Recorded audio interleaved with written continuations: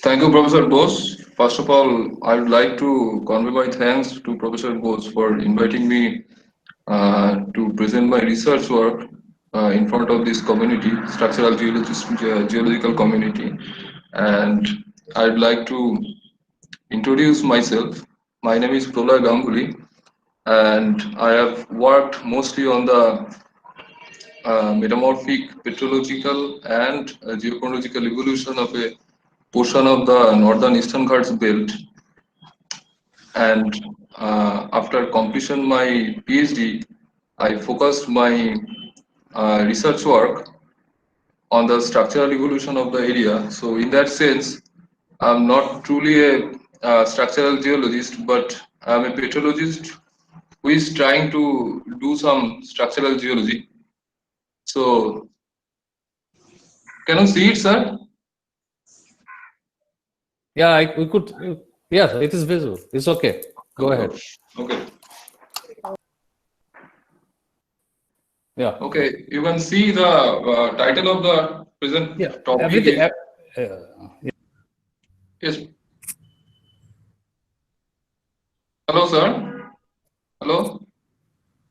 Go ahead. It's okay. Okay. So the topic is the deformation history of an ultra-hot orogen, implications on the structural evolution of the Proterozoic Eastern Ghats Belt, India. So although the deformation history and the structural evolution is mentioned in the topic, first I will elaborately discuss about the petrological and the geochronological evolution, and then I shall come to the structural evolution because without knowing the petrological and the time frame, these aspects, it will be difficult to understand the structural part. And you can see in the title there is ultra hot orogen. That means actually the ultra high temperature metamorphism. So I'd like to first come to the definition of the ultra high temperature metamorphism. Ultra high temperature metamorphism, or in short UHT. UHT metamorphism is a crustal metamorphism where the temperature attained in excess of 900 degrees Celsius and at pressure of around 7 to 13 kilobar. That is the definition, but in most cases the pressure is appeared to be around 8 to 10 kilobar. And this is a PT diagram where the ultra high temperature granulites are shown here, where you can see the thermal gradient is around 20 degrees centigrade per kilometer, but this is the lowest thermal gradient, and in most of the terrains, the thermal gradient appears to be estimated around as high as 30 degrees Celsius per kilometer. And in India, there are several ultra high temperature terrains are present, and one of the oldest discovered ultra high temperature terrains in India is Eastern Ghats Belt, and in addition to these, there is Central Indian Tectonic Zone and Southern Granulate Terrain. And as the present work is focused on the Eastern Ghats Belt, so I will come to the deep description of the belt. But this is the geological map of the Eastern Ghats Belt. You can see at the western part of this belt, there is Dharwar and Bastar Keton. This is the Dharwar, and this is the Bastar Keton. And at the northern part, there is Shinghum Keton. And at the contact of these ketons and the Eastern Ghats belt, there is Shileru shear zone and Purapur shear zone. And there is terrain boundary shear zone, which is not shown here, but running parallel to the Shileru shear zone.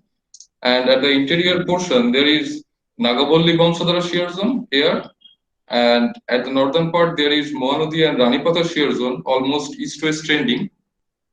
In addition to this, apart from that, the Eastern Ghats belt is also important because it documents evolution of three supercontinents, that is the Columbia, Rodinia, and the Gondwana. And several researchers subdivided Eastern Ghats belt into several longitudinal domains. And Ramakrishnan et al. 1998 was the first who subdivided Eastern Ghats belt into several Charnockite zone and Khondalite zone.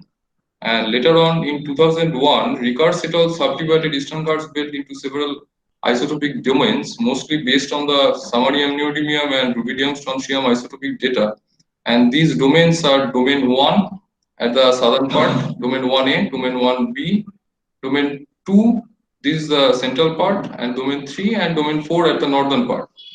Now, mostly based on the work of Rickards et al., Domier and Wright in 2003 subdivided Eastern Ghats belt into several crustal provinces, of which there is Krishna province at the southern part, and there is Jaipur province at the contact of the Bastar Keton and the Eastern Ghats belt, and there is Eastern Ghats province at the central part of this belt, and these Eastern Ghats province were again subdivided into several crustal domains, and these domains from south to north are Visakhapatnam domain, Rampur domain, Khadiar domain, Chilka Lake domain, and there is a vast area at the northern part which is named as the Fulboni domain. And the logic of Damier and Wright was that these domains have different geological history. That's why it is subdivided into these domains.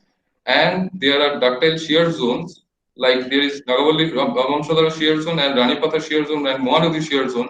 These shear zones were considered to be the domain boundaries.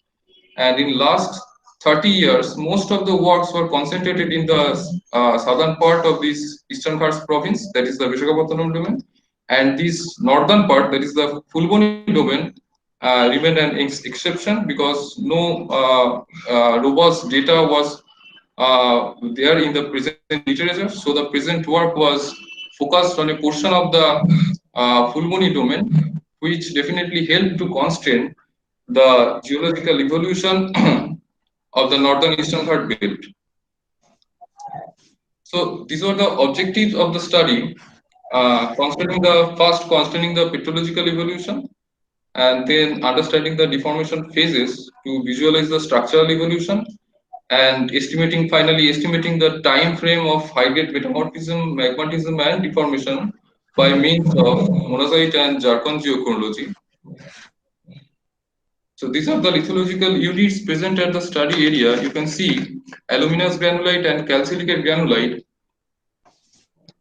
And aluminous granulite is composed of garnet, corundum, spinel, and sillimanite bearing quartz bearing mineral assemblages. And the calcilicate granulite is also there, which is composed of scapolite, clinopyroxene, ulastronite, and calcite and garnet bearing mineral assemblages.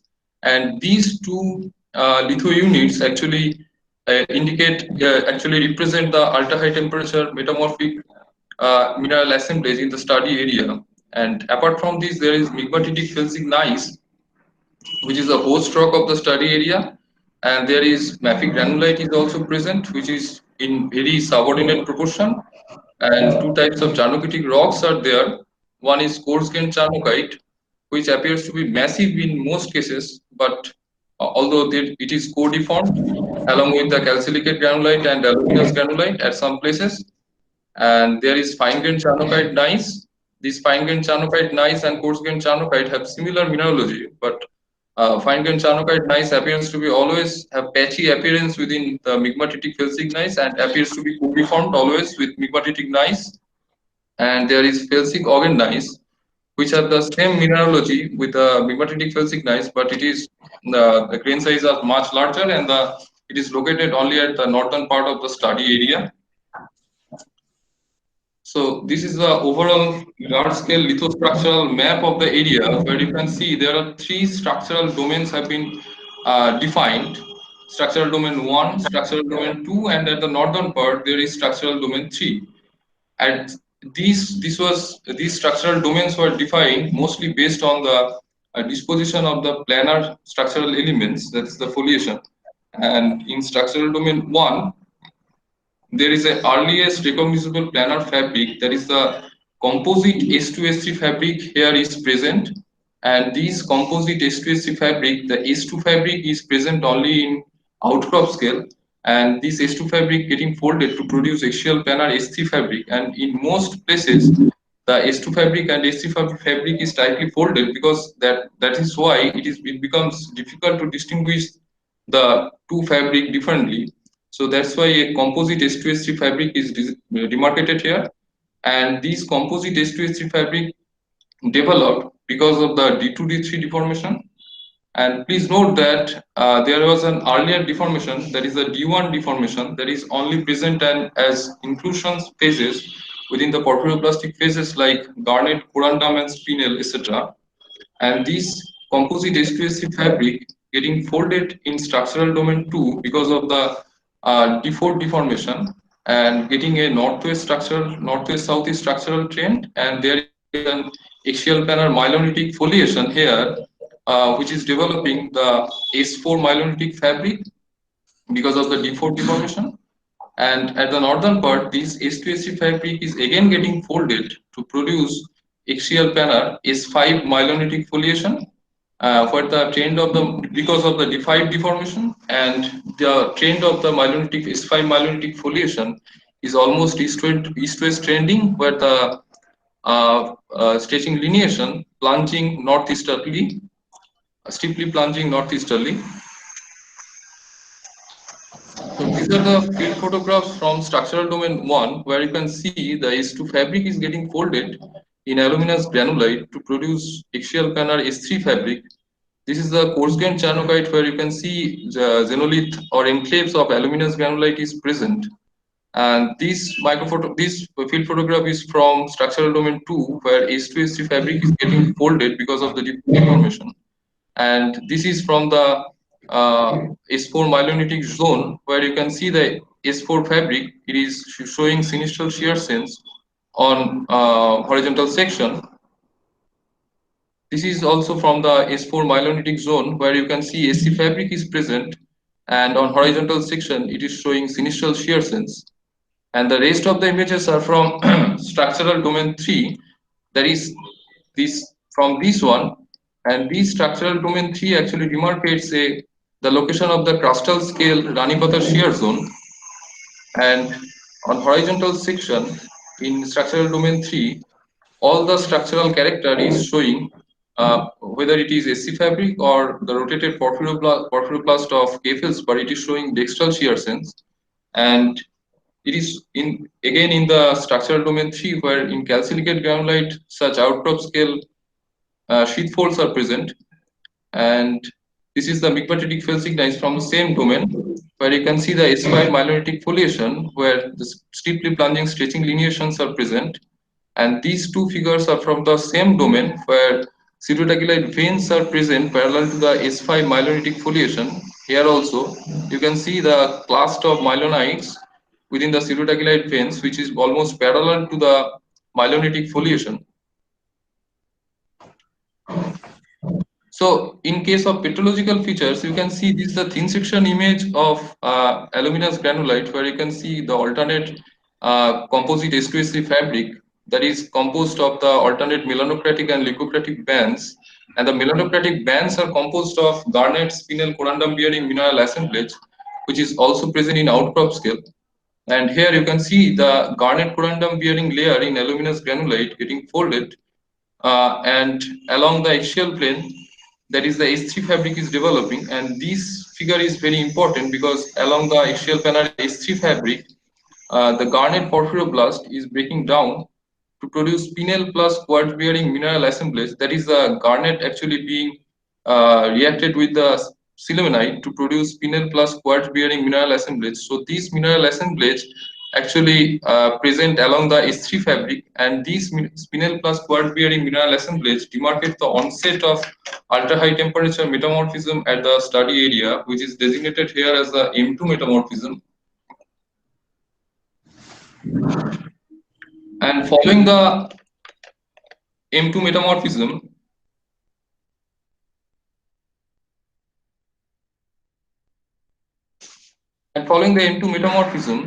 this sorry.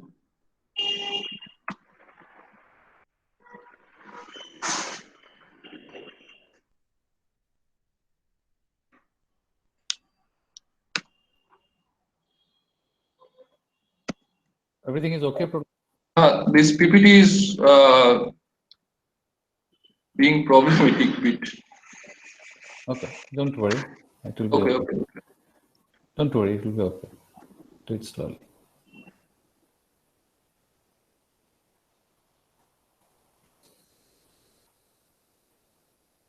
Okay, so along the S3 fabric, the spinel plus quartz bearing mineral assemblage defining the ultra temperature mineral assemblage at the study area, that is the peak M2 metamorphism.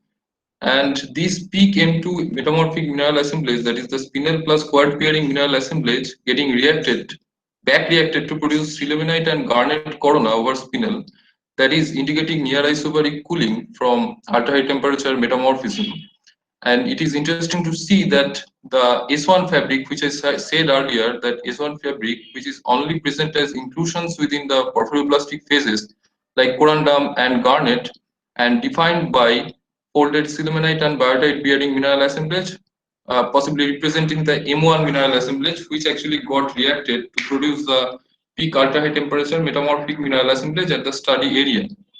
Now, the interesting thing is that in our aluminous granulite sample, we got corundum and quartz at the same time, at the same sample and the same thin section. But the thing is that it is experimentally constant that corundum and quartz cannot be a stable mineral assemblage, at least in lithospheric mantle and crustal condition. But we are getting these assemblage at the same sample, even in the same thin section. So to know what actually happened, we conducted phase diagram modeling, and phase diagram suggests that although we are getting the corundum and quartz bearing mineral assemblage at the same sample, this corundum bearing mineral assemblage actually got stabilized at much lower temperature, that is around 800 degrees Celsius, and defining the PM2 mineral assemblage, which got reacted with porphyroblastic garnet and all to produce with increasing temperature to produce spinel plus quartz bearing mineral assemblage at ultra high temperature condition. And following this spinel plus quartz bearing mineral assemblage back reacted to produce sillimanite and garnet bearing mineral assemblage. So the PT path appears to be something like this. This is almost near isobaric prograde and retrograde type PT path. And in case of other lithological units, for example, in coarse grain charnocite and fine grain charnocite also, the orthopyroxene and plagioclase are present, and at the contact of these grains, garnet and quartz intergrowths are present, which is again indicating near isobaric cooling, that is the M2R metamorphic phase following the peak M2 metamorphism. In calcilicate granulite also, there is garnet corona over the porphyroblastic scapolite, clinopyroxene, and blastonite, indicating near isobaric cooling or M2R phase of metamorphic phase after attainment of the UST metamorphism. So the geothermobarometric estimates indicates that the peak temperature from aluminous granulite, the peak temperature was estimated to be around 917 to 964 degrees Celsius, and the pressure was around 8 to 8.5 kilobar. And from calcilicate granulite, the temperature was estimated to be around 800 degrees Celsius, so the in excess of 800 degrees Celsius. So you can see the ultra temperature metamorphism ultra temperature attained in the present litho units in temperature in excess of 920 to 960 degrees Celsius, and the pressure was around 8 to 8.5 kilobar. And but in coarse grain charnocite and fine grain charnocite gneiss, the temperature was estimated to be much lower. That is 770 degrees Celsius, 700 to 770 degrees Celsius, and the temperature was estimated to be 6.56 to 7 kilowatt. So this is the overall PT path where M1 bearing mineral assemblage, mineral assemblage that is defined by biotite and sillimanite that reacted to produce PM2 garnet and corundum bearing mineral assemblage with increasing temperature, and at the UST condition, these garnet and corundum bearing undersaturated assemblage reacted to produce spinel plus quad bearing mineral assemblage, and these assemblage during cooling, these assemblage produce sillimanite and garnet corona, and during continued cooling, garnet and quartz intergrowth formed at the contact of plagioclase and orthopyroxene in coarse and fine grain charnocite gneiss.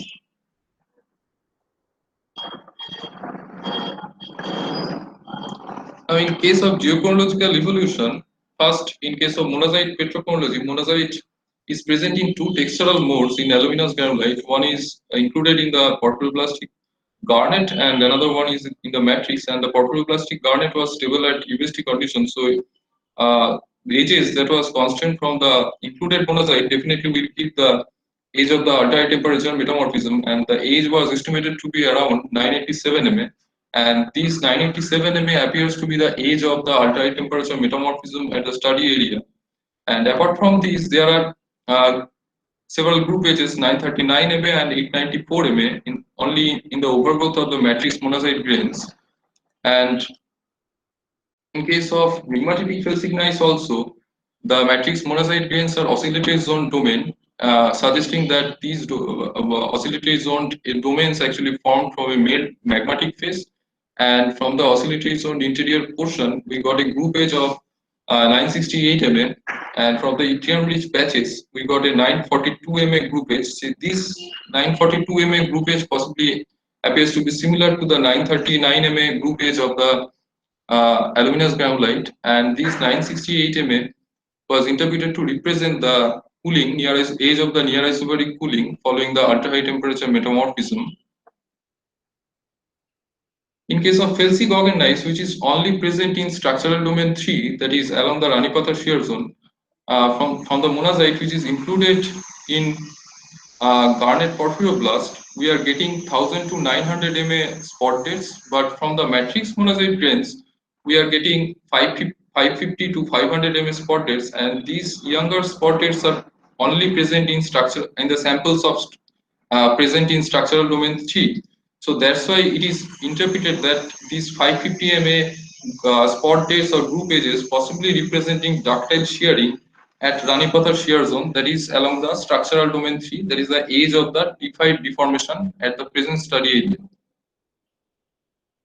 In case of zircon geochronology, in aluminous granulite, we could not get any spot dates, group edges, but the spot dates ranging from 1026 to 900 Ma are present from the interior domains of the aluminous granulite.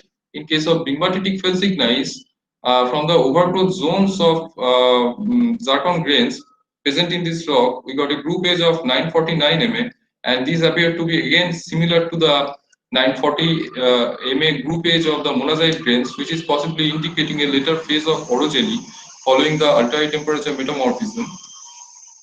But in case of coarse grained charnocite, all the zircon grains are oscillatory zoned, and these from the oscillatory zone domains, we got a constant group age of 970 Ma, and as these oscillatory zone domains appears to represent formed from a magmatic origin, so this 970 Ma group age from coarse grained charnocite definitely indicating charnocite magmatism at a study area.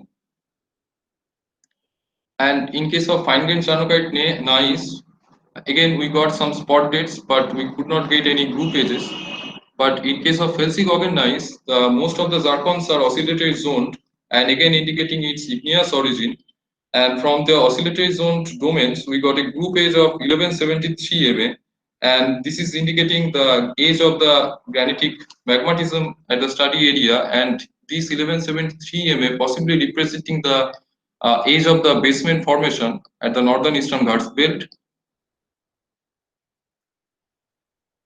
Now, this is the overall tectonic evolution of the northern part of the eastern Ghats belt, where you can see at the western part there is India, at the eastern part there is East Antarctica, and definitely granitic magmatism and rifting is taking place at 1173 Ma, and producing the basement, forming the basement for the sedimentation, which is, and the sediments being deposited on the basement, and it is being metamorphosed at around 987 Ma up to UST condition at the Fulboni domain, and you can see this age of the UST metamorphism is almost similar to the age of the UST metamorphism in the adjacent Vishakhapattanam domain, that is 1030 to 990 million year. And following the UST metamorphism, Charnocite magmatism took place in 970 Ma in Fulboni domain, and again in Vishakhapattanam domain, the age of the Charnocite magmatism appears to be similar, that is 980 Ma.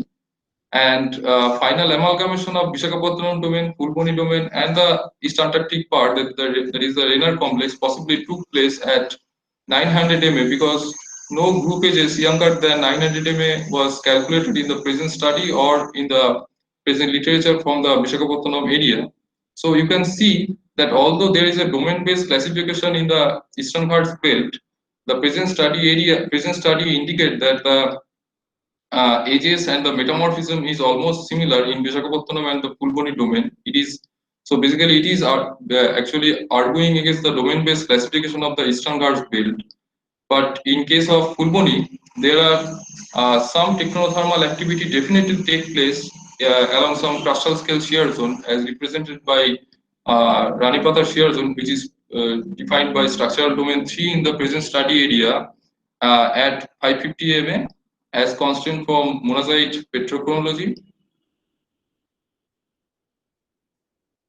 And this is the overall structural evolution of the area, where you can see that there is a S1 fabric that was developed during D1 deformation, and this S1 fabric is again getting folded to produce axial planar foliation, and this is a SYN-D2 porphyroblast, and this S2 fabric is getting folded to produce axial planar S3 fabric, and this S2 S3 fabric corresponds to the ultra high temperature maximum age of the ultra high temperature metamorphism, which was estimated to be around 987 mm from monazite petrochronology, and additionally, this S2S3 fabric is locally preserved in coarse-grained charnocite, and from zircon geochronology, the age of the charnocite magmatism was estimated to be 970 mm. So the age of the H2S3 fabric formation, that is the D2D3 deformation, was bracketed to be 987 to 970 mm, which was followed by D4 deformation, where S4 myelonitic fabric developed, and finally during D5, where H2S3 fabric is again getting folded to produce D5 deformation. During D5 deformation to produce S5 myelonitic fabric along Ranipata shear zone, possibly during 550 million years. Now, this is the overall tectonic and structural diagram, which has been produced by combining the previous two figures, where you can see this is the Eastern Ghat belt and this is the Raynor complex of East Antarctica, and an active subduction is going on, and a continental backward basin is being developed between the Sigmund Craton and this portion, where sedimentation is getting place and the sediment are being deposited, and after following this it is getting metamorphosed up to UST condition, and it was followed by a closure of backward basin to produce composite S2S fabric during 987 to 970 million year, and then it was followed by D4 deformation, and finally during 550 to 500 million year D5 deformation occurred, and this D5 deformation resulted to produce the Rani Pathar and possibly the Mohanadi shear zone at the study area, and it was developed possibly because of the organic development during Raynor complex and the Kron Craton that is located at the eastern part of the East Antarctica, and there was a Kunga orogeny, and the strain that the Kunga major orogenic development along the Kunga orogeny possibly paved way to the Indian part to produce these D5 structural zones, that is the Ranipathar shear zone.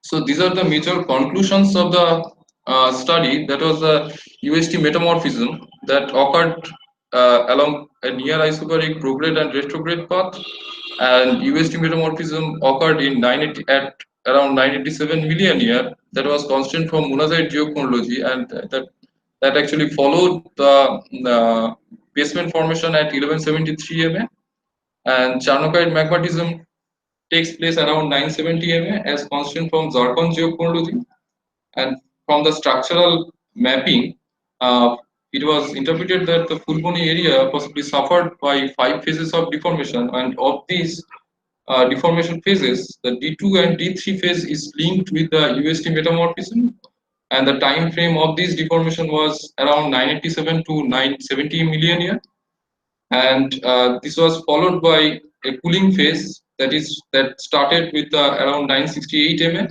as constant for monazite geochronology of aluminous granulite and migmatic felsic gneiss, and there is a speculation that a second phase of high-grade event might have occurred in the area around 949 and 939 mm, although we did not document any mineralogical character, but there is a overgrowth portions and zircon and monazites are present. So this could there is a possibility that this could indicate another major orogenic episode during this time.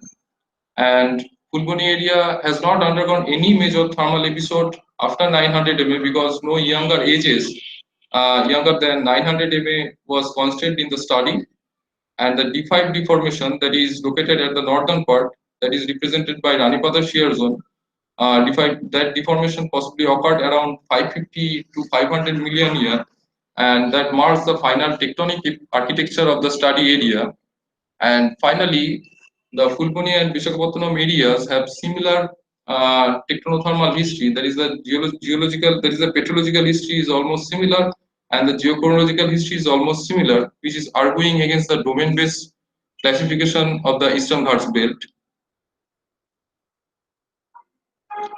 So there is still a scope of the future research. What is the still working on this? What is the actually tectonic implication of the near isobaric prograde and retrograde pressure temperature path, and the generation of Charnockite magma that is now represented by coarse grained Charnockite, is it indicating arc setting? And the reason of the development of the ductile shear zone in the northern eastern Ghats belt, is it representing any sort of intercrustal shear zone or something like that? So these are the publications so far made during my PhD and after my PhD tenure.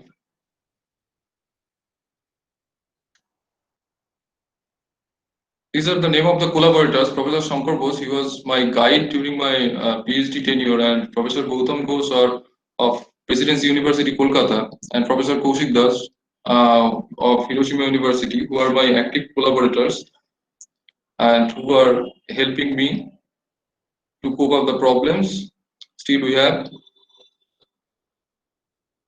Thank you.